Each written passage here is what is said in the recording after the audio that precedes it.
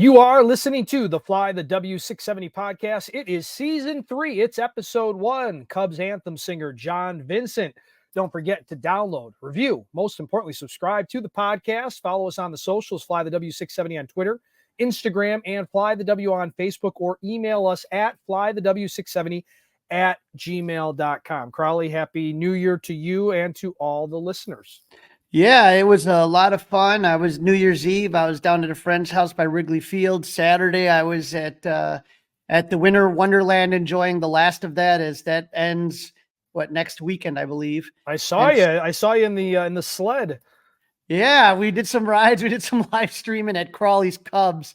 Needless to say, I was there with my wife and my kids, and so it was a lot of fun. And again, you're running out of time, but if you want to hit it up, it's always a good time there. Yep, I can endorse that. I did it at last week about this time and had a blast. Yeah, and unfortunately, though, the Cubs have not made any baseball moves. Yeah. Still waiting. There's a few. Chris Sale traded to the Braves, which kind of surprised me. Yeah, I guess the Braves are definitely all in, huh? Apparently, but I don't know. I always think of Sale with the scissors and the Sox promotional jersey. Unfortunately, that's the first thing you think of, right? When you say Chris Sale, that's exactly. And maybe it's being Chicago fans and being Cub fans that you think bad White Sox memory with Chris Sale. But yeah, that's the first thing. I don't think nationally that's probably the first thing people think of. They probably would be like, "Oh, really? I didn't even know that story." But for me and for you, yeah, that's the first thing that comes to mind. Yeah, I think if you're a Chicago fan, you think of the jersey cutting up nonsense. I think if you're a Boston fan, you're thinking about a guy that was injured a lot. And, for national, I mean, he's got some name recognition, but hasn't done anything over a few years. So while it's been quiet, the Cubs did today, we're recording this on Tuesday, January 2nd, they did announce officially their Craig Counsell's managerial coaching staff. So, we talked about that earlier, that was probably going to be done. And so exciting. The Cubs have a few new names. Ryan Flaherty is the bench coach, replacing Andy Green. Darren Holmes is going to be the bullpen coach. And Mark Stripmatter is going to be the Major League Field coordinator. And then my guy, John Mully, back assistant hitting coach. So, you have the experience. Willie Harris is in his 4th season. He's come back as third base coach. Tommy Haugh, always on the Mully and Haugh show. 6th season as a pitching coach. Dustin Kelly in his 2nd season with Mully assisting. Mike Napoli at first. This is 5th season with the Cubs as well. And, as you kind of go through, Daniel Moscos, this is his 3rd year with the Cubs coaching staff. And then Juan Cabrera is another assistant hitting coach, and that's his 2nd season in this role. So, we thought it would be announced before CubsCon, and so that's the Cubs take a break. A lot of people in the front office, they take a break from the 24th until Tuesday today. So that's why we're getting the announcement today. But like I said, I think coaching staff, no problem. It's just get these guys some players to coach. Yeah, who are they going to coach? Right? Who are they instructing? Who are they coaching? Who are they telling to steal second? Who are they telling to tag up? Right. Mm-hmm. That seems to be the only issue, but I'm excited. I think, like I said, I think the staff looks solid. Let's just get some players, and then we get to CubsCon. It's and with CubsCon coming up, I mean, I know people get excited, but just a reminder, I get this all the time. Crawly, do you think they're going to announce somebody special at Cubs convention? They signed a player. It can happen. It can happen. It happens sometimes organically. If you remember, Kerry Wood was announced at CubsCon. He was at the end of his career. He only played a couple months that season before retiring. And then you had Jeff Samardzija, I remember, but he was somebody that was a rookie. He was making a choice between football and baseball, and the Cubs signed him right before the Cubs convention. And then last year, you remember Trey Mancini was happening as we were playing bingo at CubsCon. But trust me, Scott Boras nor Jed Hoyer are going to make any decisions based on getting something done before CubsCon. They do not care about that. Jed may have that in the back of his mind. Maybe there's a little bit of push from ownership that, hey, it wouldn't be a terrible idea to announce that Cody Bellinger is going to be back with the Cubs, monitoring center field or first base or a little bit of both, right? It wouldn't be a terrible thing to announce on the red carpet, if you will. But I mean, no, it's not the reason that it would happen at that time. Of course not. Nope. And again, you're going to have Scott Boras making the money sign. That's going to be the end all be all. And from what it looks like, Dustin, from what I've been seeing, it literally is down to the Cubs for the services of Cody Bellinger. So it's just a matter now of coming to a financial agreement, which is never going to be easy with Mr. Boras. Now the Cubs did make a couple more announcements. So you remember, Dustin, that Craig Breslow is going to move on to the head of baseball ops in Boston. And Breslow was really the one in charge of the Cubs pitching infrastructure. But what happened when he left is that Jared Banner, who had been the farm director, got promoted into Banner's role, which was the assistant to the general manager. So what's going to happen? Breslow wasn't allowed to take anybody, right? That was part of the deal. Like part of the deal, They absolutely. let Breslow go because it was a promotion, but he wasn't able to poach, I guess, for lack of a better term, any Cubs staffers, at least in the first year. In the first year, they cannot take anyone from the Cubs. And so it's kind of interesting because, again, with Jared Banner now moving up, somebody had to fill the role, Banner's role in the farm, as far as farm director. And so the Cubs on Monday announced that Jason Kanzler will be the new director of player development. So he's taken over that role. Kanzler had numerous roles for the Houston Astros for the last 5 years. So the Cubs have one of the top farm systems in baseball right now. And we know that it seems like Houston continues to have some really good players. Yeah, they've done a good job developing talent, no doubt. Right. And so the hope now is that Jason Kanzler can continue to do the same thing for the Cubs and that farm system kind of, we saw what happened as they built that farm system in 2014, 15 and getting all those young players up. What you can't do is have a drop off like you had last time when all those players graduated and got into the major leagues, when you're talking about Baez, when you're talking about Schwarber, when you're talking about Russell, all of those young players. Soler was in that group, just so many. You can't have the gap that they had and not be able to backfill that. You have to continually keep that farm system loaded. And you've seen Houston do that. You've seen the Dodgers do that. That's what good organizations do. Yep. So hopefully this is one of those moves that to the average fan isn't going to be a big deal. But trust me, you don't have a good farm system, it affects everything. Yeah, the hire makes a ton of sense, no doubt. The Cubs also announced an internal promotion. Ryan Otero is going to be the new director of pitching, which was Breslow's kind of bread and butter. Otero's been with the Cubs for 6 years, including being part of the pitching infrastructure. So, Dustin, when you look at these two moves, you have Kanzler taking over, and I like that because it gives a new, fresh set of eyes in the farm system. Sometimes I think, whether it's you and I, whether it's internally, whoever, you have your players that you start to become, that you think are so great, but having a different set of eyes looking at it, I think is very helpful. Right. Because guys fall in love with guys that they pick, right? And guys that right. were part of recruiting and guys that they're bringing up and they kind of stand on the table for them. And then you have to, I agree with you. It's good to get a new set of eyes, a new evaluation on these guys. On the flip side, though, with Otero, who's been with the Cubs for 6 years, most of it on the pitching side, I really like the fact that, you do have some continuity. And we talked about that was one of the good things about Breslow not being able to poach all these guys and bring them to Boston is by having, somebody in there. I think that pitching has really, really, really improved over the last few years. We saw it big time this season with Justin Steele making a big jump. You saw Alzolay doing great as a closer. You saw Jordan Wicks contribute. You saw Javier Assad contribute.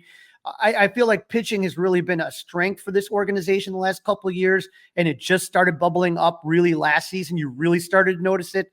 I think it's going to continue bubbling up. And so to have a guy who is familiar with what Breslow did I like that, especially on the pitching side, because it seemed like the Cubs really had a good system going with Breslow in the pitching department.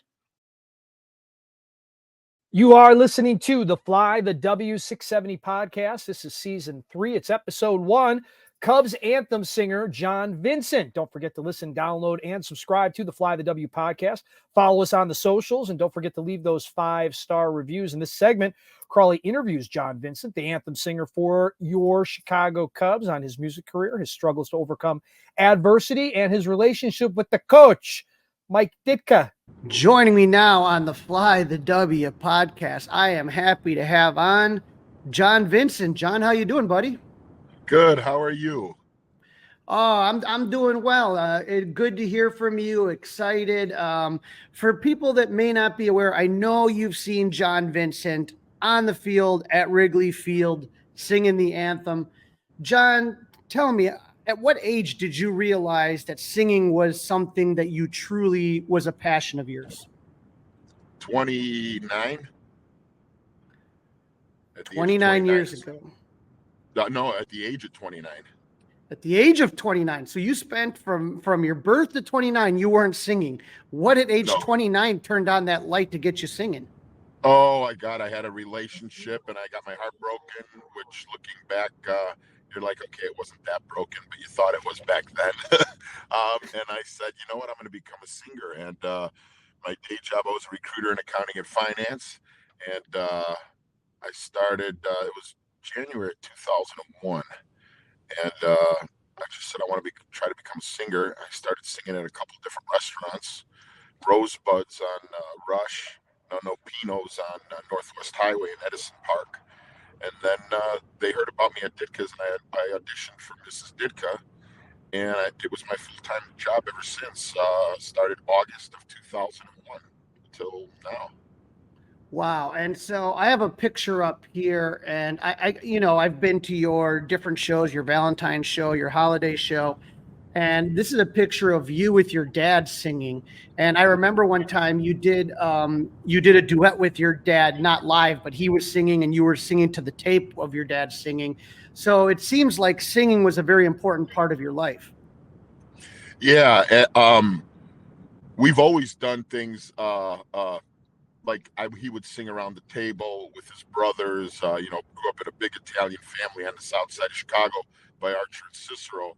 We used to have Christmas Eve, and there'd be 50 of us in this bungalow on 61st and Monitor. And you would hear my uncles, one playing the accordion, my Uncle Sal, my dad singing, my Uncle Benny, singing with him, my Uncle Mario trying to sing with them, all of them trying to sing with my dad.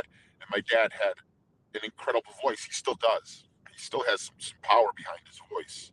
He's 88 now, and he's suffering with Lewy body, Parkinson's, dementia. So we don't really sing anymore. We can't. But that's where I've always had the love of music. My favorite thing to listen to is 80s, hit anywhere from 80s hits in any genre. I grew up on that, and that was like, I think we all hit a certain part in our life, in our childhood, where music becomes extremely important, and that's the music of our life. Look at people, like, what's your favorite music to listen to?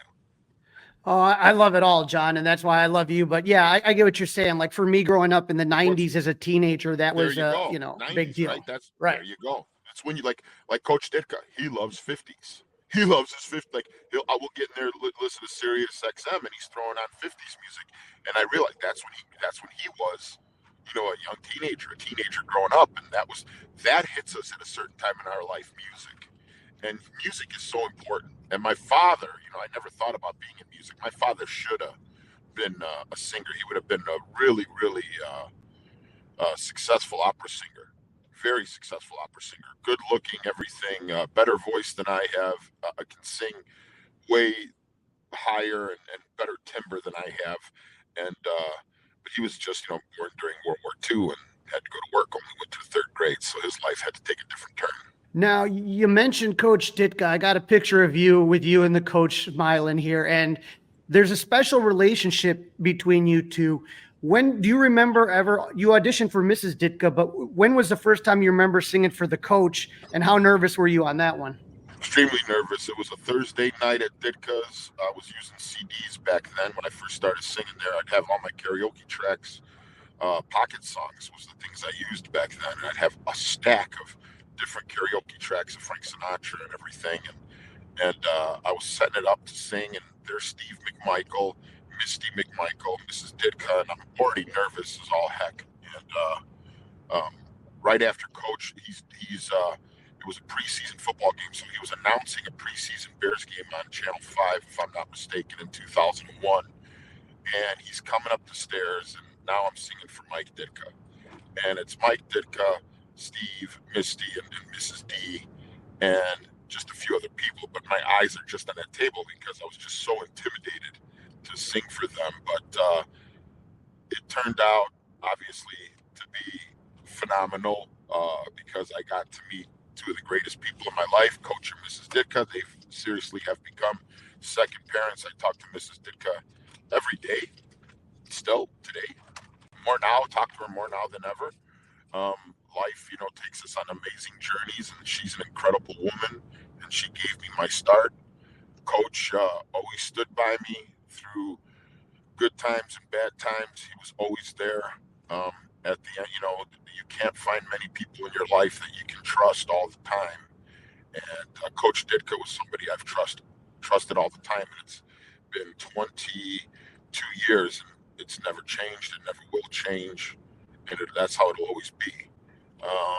And that's what I think a lot of times in the world, from old to young to whatever, is we forget how there are people out there who are so in tune with what's important, so in tune with what can make somebody happy, what's in the best interest for them. When Coach had to be hard on me, he was hard on me. It was like a football game. There were times when I was drinking and not giving a crap when I was singing. I'm 5 years sober, but there was a time when I was drinking alcohol, and I never thought I had a problem. God, I didn't, but I would drink. I would binge drink 2-3 times a week, and I was in the perfect job for it. Singing, and it was the nightlife, and it was fun. And don't get me wrong, it was a blast, and I had a wonderful time and everything. But I'm not a person that knows, limits. Like if I'm eating, I want to eat a ton. If I'm drinking, I want to drink a ton. I just have an addictive personality with certain things. And, food was the biggest one for me. Gambling's another one. I love going to the casino. That was a big one for me. It's still a fighting. But I think people need to be more open. And the one thing I could do with Coach is I was an open person, but Coach really taught me how to be really open, and Mrs. Ditka, because they're so open with their words, direct. It's so refreshing. Everything you think of Mike Ditka as the honest, straightforward guy that he is true. Everything you think about Mike Ditka when people say, "Oh, Coach is crabby or he's tough for this," people don't understand how generous and how kind Mike Ditka and Mrs. Ditka are. I've seen so many people come into the restaurant when I worked there back in the day, and that was my home, and the one thing I wish I would have stayed with Coach and Mrs. Ditka. Working for them was the best time of my life. I wouldn't have been with the Cubs if it wasn't for Coach. Let's look at that, because how did you go from working at Ditka's to singing the anthem at Wrigley Field? Ron Coomer, Joe Girardi, and Larry Rothschild. Do you remember those? You know those three names, right? Oh yeah, I definitely know those three guys. And I met all of them through Larry Rothschild. Larry Rothschild comes into the Ditkas. Then he went out to pitch with the Yankees and then the Padres. He got me tickets to every game in 2003 during the series. Everything, I was at every game. It was amazing. It was so much fun. And they would come into Ditka's. And one night, Larry Rothschild comes in with Ron Coomer, who was playing third, and Girardi, who was catching. And I walk up to Coomer, and I go, and Ronnie will tell you this story. It's hilarious. I'm like, man, Coach goes, this is, and before he says anything, I go, I know who this is. I know him. I know, his grandparents. I grew up with them. And Coomer's like, he'll tell you the story. He's like, who the heck is this guy? Like, but what? Like, what's he talking about? So I'm sitting there, I'm talking like my big mouth I usually do, and I said, "Man, I know your grandparents, man. Your grandmother makes the best upside down pineapple cake in the world." And he just like turns around and goes, "You do know my grandmother?" Well, I used to cut Ron Coomer's grandparents' grass when I was a kid.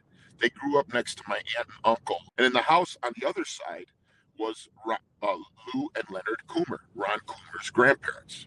So I would cut their grass, hang out with his grandfather and his grandmother. They were awesome. I was like a 12-year-old, 13-year-old kid. 2003, I'm doing a couple anthems here and there, maybe one or two a year. Then a gentleman by the name of Mr. Ricketts, Tom Ricketts, Ricketts family, and all of them, Laura, they buy the Cubs, and he just really brought me in, man. And I just felt such a difference. I mean, you remember Wrigley. I used to park up right to the front door and go sing the anthem because it was just a parking lot. I mean, I'm very, very biased. I'm not going to lie, but don't tell me there is a better experience. I've been to many baseball fields. I've been to many football fields, and we got to be honest. Like Green Bay, Lambeau, that's sacred, and it's a crazy, unbelievable atmosphere up there. If you don't say the same thing about Wrigley, like you're just lying. It is. Again, is it not the best? We're fans, but let's take our fandom out of it. Let's just look at it. Where is there another place like a Wrigley Field? Like the things they've done, the way they made Wrigley Field, the way they made Gallagher Way. I mean, tell me, give me another one where you can combine the old with the new so perfectly. People were worried about the jumbotrons. Look how great those look. People were worried about everything turned out perfectly at that stadium. Absolutely, you're absolutely right. And so you everything. And that's Mr. Kenny and Mr. Ricketts. Those two guys, when they brought me in more and more, obviously I have a friendship with Joe Madden, and we're still very close. Mr. Kenny and Mr. Ricketts brought me in, and they made me feel. And Mr. Ricketts said to me, he goes, "Johnny, you're part of the Cubs family." Here I am at my age. He said that to me. I'm like a little kid inside. I'm like, shit, the owner of the Cubs just said, you're part of the family, Johnny. And I never thought I would have a World Series ring. I never thought we'd go to the World Series and win it. I never thought we'd have 4 NLCS appearances. Am I right? 3 or 4 at that time. And, when I hear people complaining, I'm like, okay, I was there in 2003. I was there in 1989. I was there in 84. I wasn't there, in 69. But I felt the pain. Do you know how lucky we are? It was 108 years. That ring is the most special ring there is in all of sports, in my opinion, because of the 108 years. They even look how many shows mentioned after we won the World Series. Cubs winning the World Series, Cubs, all like sitcoms, movies, shows, it's all in there. And to bring it after 108 years, it was just like the magic happened all at once, man. Well, I got to ask you, the first time you sing the national anthem, obviously the signature move is the free, how long you hold the free out. And for Cub fans, sometimes we even get the stopwatch out to see how what's Johnny going to do? How many seconds? How did that get started? Started when I went to, well, long story, and I can't make it really short, but I'll try to, but I talk so damn much. Long story is, my dad took me to Italy when I was a kid, 1985. He brought me there, and there's an article about it in Sports Illustrated called Free Verse. And it talks about me holding free. And, if you want me to be really, really honest, it's much, much easier for me to hold free for a couple seconds and walk off the field. And as I get older, that's probably more preferred for me. But the reason I started holding free and Big Jim Bojkovic, who I love, who is just an amazing guy and become an amazing friend, Joe Rios and all them guys and everybody I met there, and all those guys, they're like, Johnny, people do get excited from it. And I got a lot of hate for it also. Like I've had people run up to me in the tunnel and say, John, I like your voice, but why would you hold it and disrespect the anthem that much? And it's not happened that much in the past years. It really happened during the World Series and after. There was great press and there was a lot of ugly press. But I tell people the same thing. I hold free for one reason only. My father, when he took me to 1985, took me to Italy, he said, right here in this spot, a Nazi soldier put a gun to your grandmother's head and almost killed her in front of me. And I said, what? He goes, in whatever it was, the year was 43 or 42, the Nazis took over Abruzzo, Italy. It wasn't Italy and Germany as being on the same side, which I thought growing up learning that, the Axis power was Italy, Germany, this and that. My father goes, "Are you shitting me?" He goes, "We were treated like dogs. The German soldiers, the Nazis kicked us, beat us. Terrible, terrible things. I don't want to get too deep on the top podcast. Took over my father's home where he lived as a kid, the row house at the corner, because it was a strategic spot. So they literally lived in a barn for a year and a half. No joke, barn. They lived in a freaking barn for a year and a half. And my dad was extremely poor. He dropped out of school in the third grade, was the head of the family, the oldest son. So he was going in the mountains, getting firewood, getting stuff to take care of the family, all that stuff. Hardly any food. My grandmother is walking with him in the piazza, the town square. And she goes, "Vincenzo, vai prendere quel tarpa sotto la tanca." Go get that tarp underneath that Nazi tank. We'll make pants for you kids. We'll cover the firewood. We'll do all this stuff with it. So my dad's about 6 or 7, because he's born at 35, if it's 42. And he walks out of there with this tarp. And my father turns around, and the soldier has a gun to my grandmother's temple and goes, "You can have this. You can have the tarp and she dies, or you can put it back and she lives." And I go, as a kid, I go, "Dad, what'd you do?" He goes, "What do you think I did? Your grandmother's still alive." And this was back in 85 when I'm in Italy. I'm like, "What do you think happened?" He goes, "I put it back." And I'm like, it seems so surreal to me. And as I got older, my Uncle Mario, who served in Vietnam, the things he went through and the stuff he told me, and my other friends, I hold free for freedom, for humanity. I think I sound like shit when I hold free. I don't. A lot of times it doesn't come out on the right key. There is a little bit of a little too much vibrato when my ear is going and stuff like that. It could be a little off, but I hold it passionately because I remember the story my father told me. I want freedom for humanity, for every human being on this planet. Not bullcrap freedom, not fake freedom, but freedom for everyone, every single person. Everyone, for you, for me, for our friends, for our enemies, for our whatever. And once you look at that, life changes. Right. I've seen you, use your spot to really kind of lift other people up. I know you've gone to schools and have done an anti-bullying initiative. And then I remember in 2020, we're all locked down and nobody had it worse than the elderly in the old folks' homes. And you would sit there and safely at a distance, you would sing from outside a lot of the old Sinatra and Dean Martin standards for them. And it was such a beautiful thing. I've seen you giving back with the anti-bully initiatives and helping the elderly. It just is a beautiful thing. Well, thanks, brother. And you know what? That wasn't my idea. I didn't want to do that. That was the Chicago police that asked me. And it was Commander Papagiannou, at Wrigley there. He was the commander there. Now he moved up in rank with the Chicago police. He's just an amazing human. And he's like, "Hey, John, these seniors are we're getting messages from the senior centers and nursing homes that they're just like, we don't want to live anymore. We're in an 8x10 room, and we can't see anybody. Anybody can't see us. This is horrible. Like, why are we even surviving?" And he reaches out to me, and I'm just very honestly, I go, "Sir," I go, "Man, I got terrible OCD.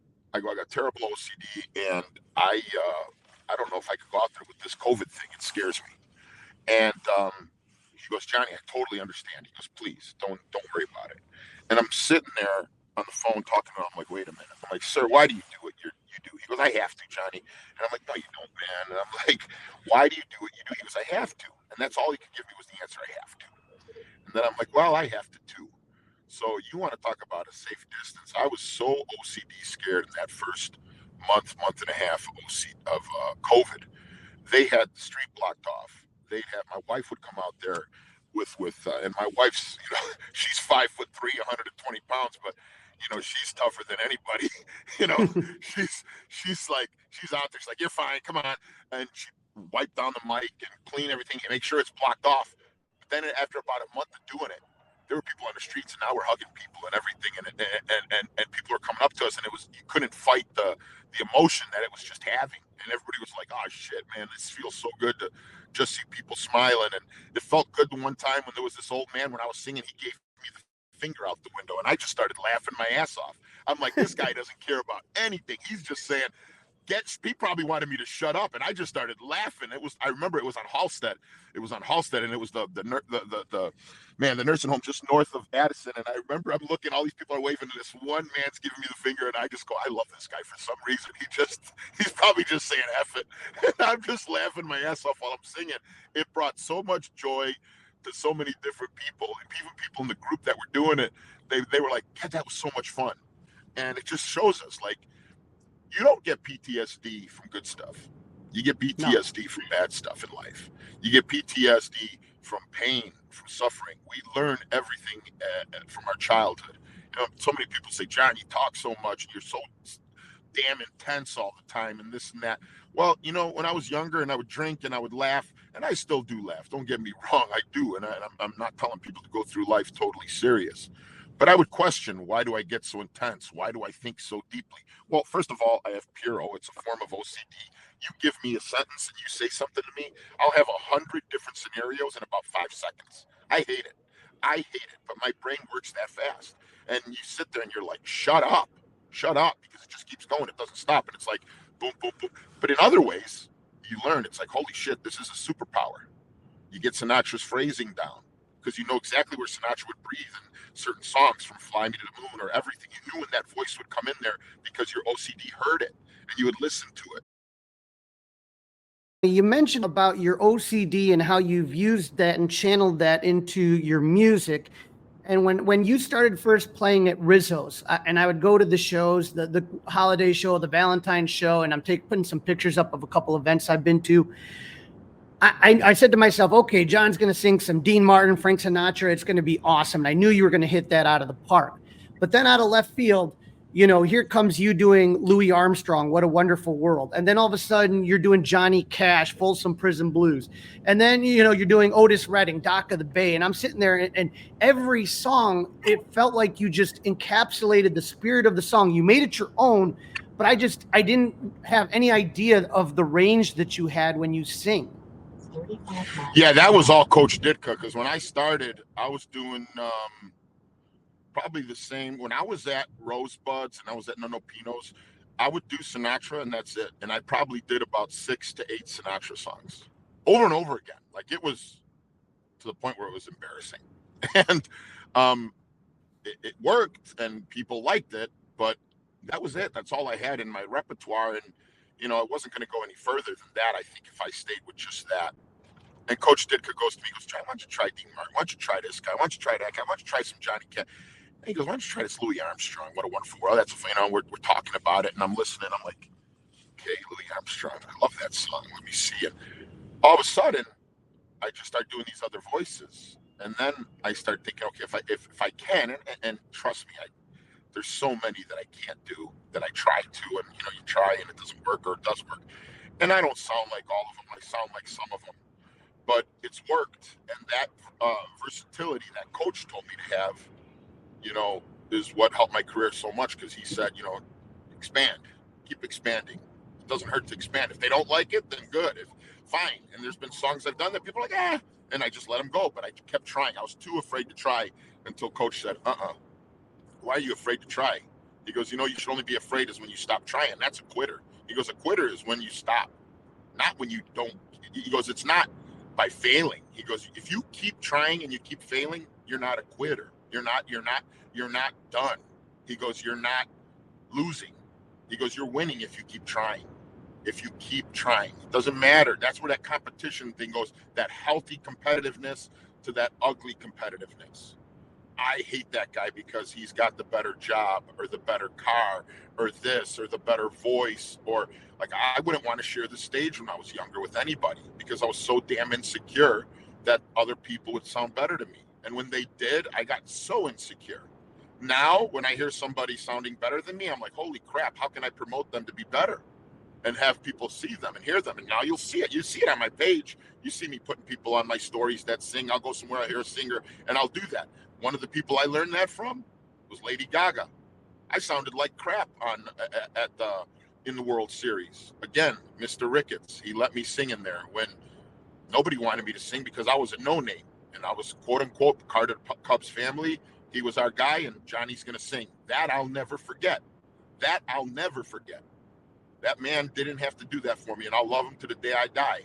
That's just like coach, and that's what you're saying. How did it come from? I think of like Bill Walsh, back in the old days, the Bill Walsh coaching tree, they said, it's like the Mike Ditka life tree, from Ditka's to the Cubs, to the Pentagon, to all these places, to Jerry Jones and the Dallas Cowboys, to the Packers was because of coach. I met Bob Harlem. He used to be the president of the Packers. That's how I started singing the anthem in 2003. They're all through Ditka's.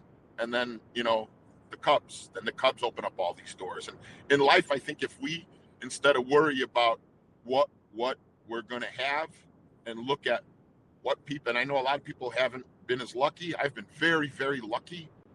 But I also have been very unlucky growing up with mental illness, because I know a lot of people suffer, and I hope nobody, people say, my family will say everybody suffers and everybody has problems. I do understand that.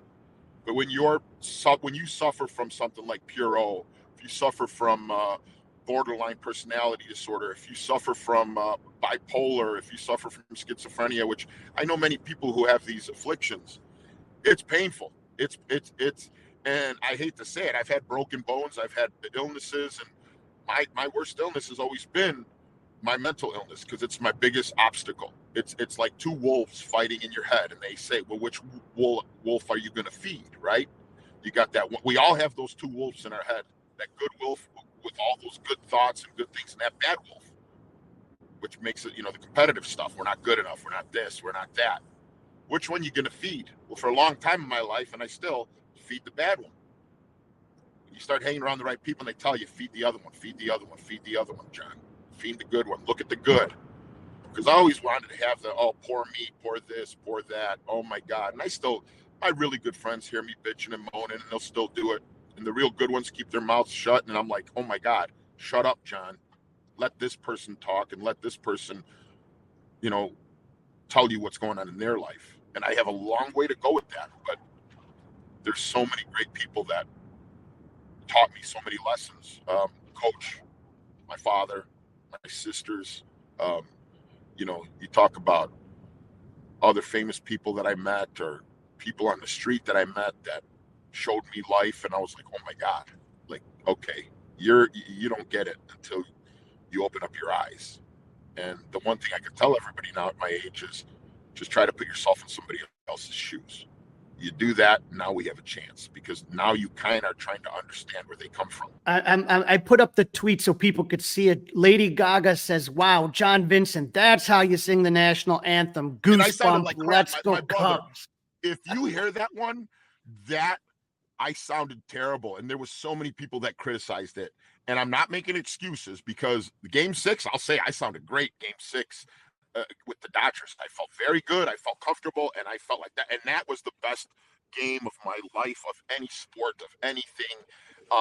It felt like a football game before. Everybody was in their seats. Everybody's yelling, let's go Cubbies. Everybody's screaming it. The atmosphere was like a NFL playoff game. It was so crazy.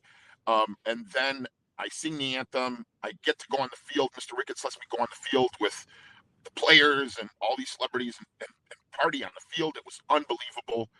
That was my favorite anthem of all time. Now, come the World Series, I was getting a bunch of interviews and everything, and I got a super cold. And before the anthem, I only held it for like 8 seconds.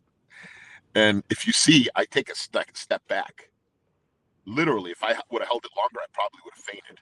And looking back, I'm like, oh my God, that would have been so funny to see my fat ass just go down on that field. But I don't want to take anybody's thunder. I mean, but we lost that game anyways in the World Series. But I'm like, I was going to faint because I was so sick and my voice sounded so bad. I was in the shower. It was before Wrigley got renovated. I'm there with my vest on and my jacket and my suit jacket and everything. I don't think I had a suit jacket. I had my vest on and my tie. And I'm having the shower run, and I'm just breathing all the hot steam as much as I can because my voice was hurting so bad. And what I'm saying is what Lady Gaga did was she knows I sounded like crap, but she just gave me love for no reason, except for to give me love. And then I looked into Lady Gaga, and she suffers, and she's was bullied and all this stuff. And I'm like, you know what? If she could do this, and she's this famous, why can't I? and I'm a nobody. I got the time. She doesn't. She's a famous celebrity. I'm nobody. Why can't I go out there and try to make it better? Because it ain't working trying to, do things for yourself and trying to live in this world of me. Try to do something to make the world better. And you know what? You become happier when you do it. And you do. And that woman did such a beautiful thing that day. She didn't have to give me a moment, the time of day, nothing. And she helped my career so much by that tweet. Yeah. She helped me so much just by doing that. And the fact was, I sounded like crap that day. But she was too kind and too sweet, and she had love in her heart, and boom. That made me open up my eyes and say, okay, those are people who care, that don't have to do it, but they're like, let me be cool to somebody. And I've seen you, John, be cool to somebody. And in fact, the last Christmas show that you were at, I myself, Stuart McVicker, we were out there, and you had Jeremiah Paprocki out there, and you had John Benedict. Now, Johnny Benedict's a good friend of mine, and, I know his abilities. You know his abilities. Everybody knows him as the Cubs organist. They don't realize what a talented singer he is. Oh, so my God. He's so talented. First of all, I love those two guys. Those two guys are like my little brothers, man. I love those two guys. Those two guys, every time I see them, they make me smile. Johnny's always joking around. Jeremiah's 24, and he's way more of an adult than me. He reached out to me one time. He's like, hey, John, I'm going to go buy this car, and can you come along with me? And I thought, he's going to buy a car, and maybe he wants some support. This kid knew more than I ever knew. And I'm like, oh my God, you didn't need me here, brother. You're so smart. You knew what you were doing. But it's such a humility and such an honesty from both of them. And what blows me away, though, is you sit there in the show and you say, John, you're going to sing the national anthem. Now, I know what John can do, but most people that know John he's the Cubs organist. But here's you, John Vincent, who, sings the anthem, who Lady Gaga tweets about. You hand over the mic of your, a song you're known for, and you let Johnny sing that national anthem, and he blew the room away. And that's just like what you were talking about allowing your platform to help others. I would have never done that 15 years ago. Never done that 15 years ago, because I would have been too afraid to get shown up. And I think most of us feel the exact same way deep down inside, and we're going to lie to ourselves most of our life until we get that uncomfortable conversation, because uncomfortable conversations make comfortable situations. When you have and are capable to have I have a lot of people saying, Johnny, people don't always want to be serious. They don't always want to talk about this stuff. Well, I'm seeing this world getting worse. And I'm not saying it as an old man, because I hate when people go boomer, Z, X, millennials, all that. None of that stuff means anything to me. Are you human? Yes. Okay. So you have my respect. You don't have to earn it if you're older or younger or this or that. You're human. So I'm going to treat you like a human. I didn't always do that in my life, because I was bullied and abused. So what did I do? I'd be crappy and shitty and tell people to F off and get in fights when you were younger. We all did that. We all got angry. We all got pissed off. We don't want to admit that. But if somebody else does, we're so quick to point the finger. So what did I want to do? I wanted at one point in my life to point the finger at myself and said, no, I did this. I'm tired of saying poor John, because you know what? Even though crappy things happen to you, a lot of beautiful things happen to you. Be grateful for them. And every great person I met is grateful. All great people I know are grateful. They're grateful. And the people like myself that complain are the ones that don't ever think they have enough. And I'm like, why are you always complaining, John? Because wait a minute, this coffee's not warm enough. The great person says, well, at least I got coffee. And this house isn't big enough. The grateful person says, at least I got the house. And then you start going deeper and deeper. Like, you can be grateful for the smallest things, because it can be gone in a blink of an eye. None of us are guaranteed tomorrow. Now, Johnny, you're mentioning that, and that kind of takes us to this weekend. somebody that was just always grateful and loving life, Dorothy Farrell, one of the biggest Cub fans that existed. Here's a picture of her with Ken Rosenthal laughing.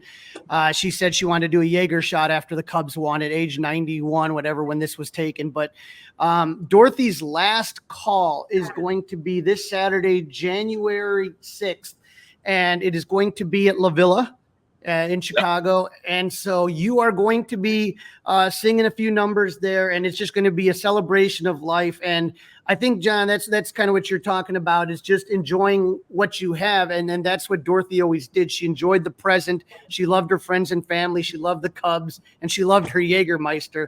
And so we're going to sing some songs. John Benedict's going to be there as well. We're going to have some laughs, and it's going to be a lot of fun. And we appreciate you being part of the event. No, I mean, when Stu came out to me about it and everything, and you just hear, how old was Dorothy when she passed? 97, 98? 97. God bless. And I mean, I didn't know Dorothy personally like you guys did. I've met her. And like you said, she was always smiling. And, you see people complaining about something, looking at that, and then looking at those people still do it and not complaining, but then doing it with a smile like Dorothy did. That's why I see what's beautiful with what you and Stu are doing and everything. You guys are giving her a beautiful, honor for a beautiful woman who brought smiles to people, and that's how we all should live our life. In Italian, they have a thing, la vecchiaia è un carogna, se non si viene non vergogna. It stinks to get old, but if you don't get old, it stinks. Like, it's terrible. It's like, so it's like, it's damned if you do, if you're damned if you don't, really.